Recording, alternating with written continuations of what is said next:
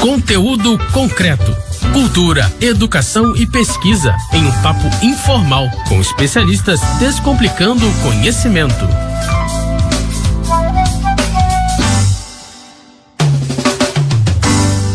Olá, você que está aí pelas rampas da UERJ e Mediações. Estamos aqui em mais um Conteúdo Concreto. Esse programa que é feito numa parceria do site Salada Cult e a nossa querida Rádio UERJ. Hoje nós estamos aqui para falar com vocês de um tema que é interessantíssimo: literatura e romance policial brasileiro. A gente está aqui com duas pessoas que vão nos ajudar nesse bate-papo, vão conversar aí com a gente. É o professor Flávio Carneiro e o professor Marcos Vinícius Soares. Eles dois estão aqui para ter um papo com a gente, vão se apresentar um pouquinho, falar um pouquinho do que eles fazem. Vamos começar pelo Flávio. Fala, Flávio. Eu sou professor da UERJ já há muitos anos, 22 anos, e me formei aqui, então minha relação com a UERJ é bastante antiga e muito intensa também. Sou professor de literatura brasileira e também sou escritor. Pesquiso basicamente a área de ficção aqui, Meus cursos são quase todos na área de ficção, do século XIX até agora, com um foco maior no contemporâneo. E sou também autor de romances policiais. Eu tenho uma série que começa com um campeonato, depois vai para o livro Roubado, e que tem como o mais recente, publicado ano passado, Um Romance Perigoso. Caramba, hein? Homem faz de tudo, tá em tudo. Isso é legal, pesadão. Marcos, fala com a gente aí. Bom, eu também tenho toda a minha formação aqui na UERJ. Eu fiz mestrado, doutorado, sou professor associado, literatura brasileira. Trabalho praticamente com o século XIX, especialmente José de Alencar e crônica brasileira. Bom, não sou escritor, mas... Nem tudo é perfeito? Claro, mas gosto muito, sou um leitor, sempre fui um leitor. Na verdade, eu acho que eu cheguei a ser alguém ligado à literatura por conta de romance policial. Uma coisa que eu li desde muito jovenzinho. Muito legal a gente poder bater esse papo com esses especialistas aí que nos trazem informação nova. Vamos começar o nosso papinho falando o que é, para a literatura, o romance policial, hein, Marcos Vinícius? Vamos começar com o Marcos Vinícius. Olha, é um gênero que surgiu no século XIX, O primeiro deles é o Edgar Allan Poe, que era um contista norte-americano, que escreveu O Crime da Rua Morgue e inaugurou com o famoso Dupin, o primeiro grande detetive que praticamente influenciou toda a geração do século XIX. Um tipo de romance de conto, de detecção, de descoberta de crime, de pesquisa, era um detetive.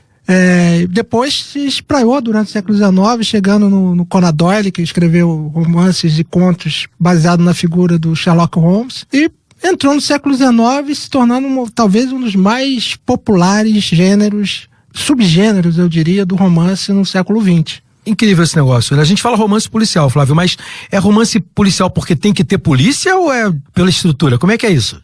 A definição mesmo não é muito clara, até porque não é um gênero que tenha merecido muita teorização. Parece que as pessoas já partem do pressuposto que todo mundo sabe o que é.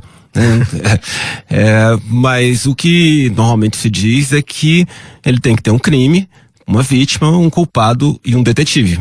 É esse conjunto. Porque você ouve gente falando, poxa, a primeira história de detetive foi o Édipo, Tem história de detetive na Bíblia.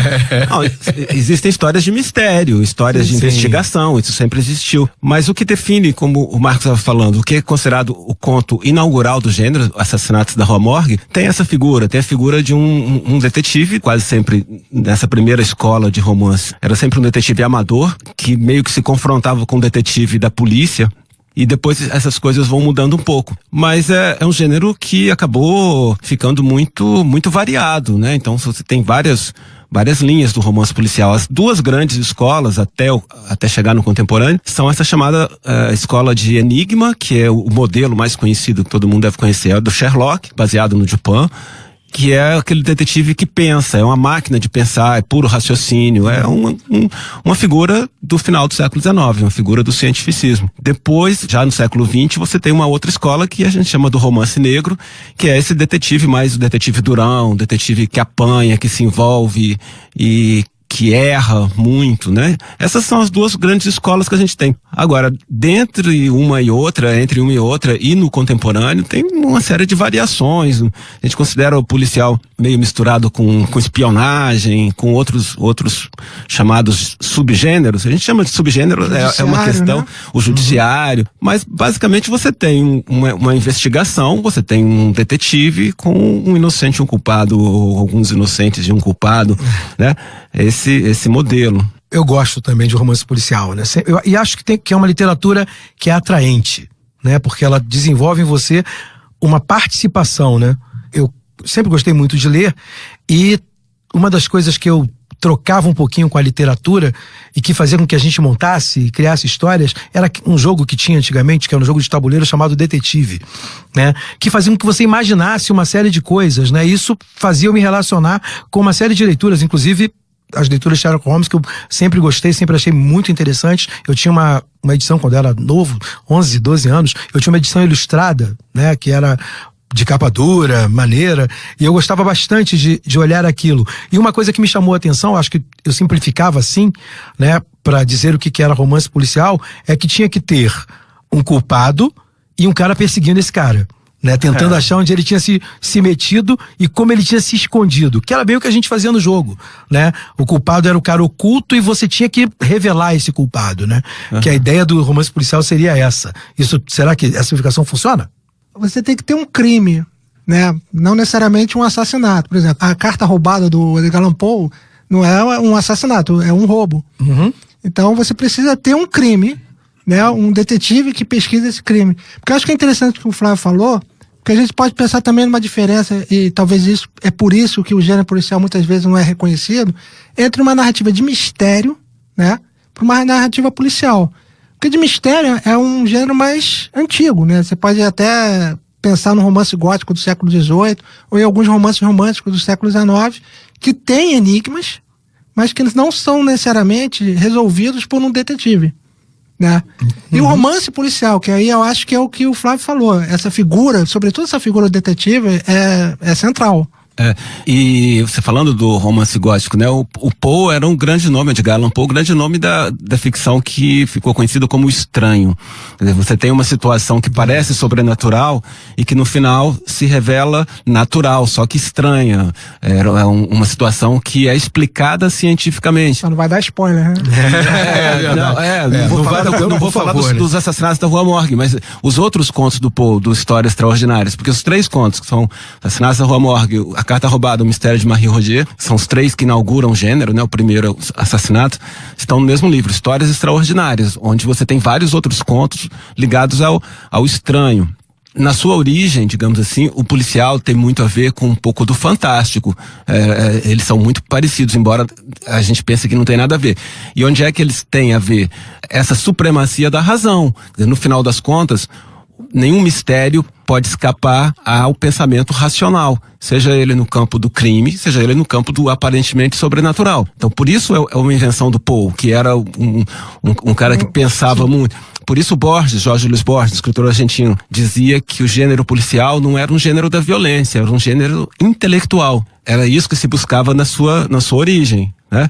E talvez seja isso que fascine. O Kleber estava falando de querer descobrir quem é, né? Quer dizer, pensando, né? Porque você está ali no seu jogo de detetive e você está só pensando, você está vendo as pistas, né? Embora a violência vá aparecer também, né? Não é uma coisa só intelectual, mas ela tem muito disso. Você tem uma trilogia, né? De romance policial. Ele provavelmente evoluiu, né, dentro de como você tinha construído a história, de como você tinha montado. Como é que foi isso de você buscar no imaginário e criar no Brasil uma história? Porque a gente tá falando aqui de clássicos de fora, né? Como é que foi pra você criar essa realidade aqui? Bom, a história é muito longa, não caberia aqui pra gente explicar a gênese do primeiro, do campeonato, que é de 2002, depois ele recebeu uma nova versão em 2010, foi primeiro pela Objetiva e depois saiu pela Rocco, e o jogo todo que eu procuro fazer nesses romances é de um diálogo com o gênero, com o que já existe, e eu queria uma dupla de detetives, André e Gordo, né? O André é o narrador, o Gordo é o seu assistente, e eles têm uma coisa, eles gostam muito de ler romance policial, só que eles são quase que viciados em romance policial, então tudo que eles têm que investigar, eles recorrem a memória da leitura. Então eles pensam, o que Sam Spade faria aqui? O que o Sherlock faria aqui? O que o Poirot faria nesse caso? Então procurei fazer uma dupla extremamente amadora, né, que agora no terceiro só que o André tem um escritório na casa do Gordo. O Gordo tem um sebo, uma loja de livros usados ali na rua do Riachuelo, né? E o escritório do André é na parte de cima. O que me interessa muito no policial? Essa imagem do detetive como leitor. O tema da leitura é na minha cabeça, em termos de pesquisa, anterior até o policial. Sempre pesquisei leitura, o que é isso, né? O que é essa coisa de ler literatura, principalmente. E eu vejo que você pode fazer uma história da leitura se você pensar na história dos detetives. Como os detetives leem, porque o que o Sherlock faz é ler uma situação. O que você fazia com o seu jogo era ler. Você lia as pistas e queria chegar antes porque você acreditava que sua leitura estava mais correta. É sempre um jogo entre leitores. Então, nos 3 romances que eu já escrevi, eu tô fazendo o 4º agora. Quer dizer, então eu nem pensei como trilogia, eu pensei como uma série que eu não sei quando é que vai acabar. Mas é sempre um jogo entre leitores. Eles estão sempre assim, um lendo o outro, um lendo... E nem sempre os mais espertos são os detetives. É bom você matar o detetive antes, senão se antes apropria de acabar a série. Vamos ver, mas eles são tão bonzinhos e tem pena de matar. A fez isso com o Poirot, né? Escreveu um romance antes que matava o detetive. Pra não correr o risco de depois se apropriarem do personagem. Pois é. Como aconteceu com Sherlock Holmes. Depois só que o Sherlock voltou, né? O Conan Doyle ressuscita ele, porque ele não estava vendendo livro nenhum. Foi boicotado. Que absurdo, né? Não, assim, eu acho que esse terreno da ficção, isso que você colocou, acho que tem um gancho interessante, né? Da gente pensar que a literatura é esse imaginário, né, de construção que a gente tem para poder ler uma série de coisas do mundo, não é? Não seria um hipertexto a literatura para o mundo?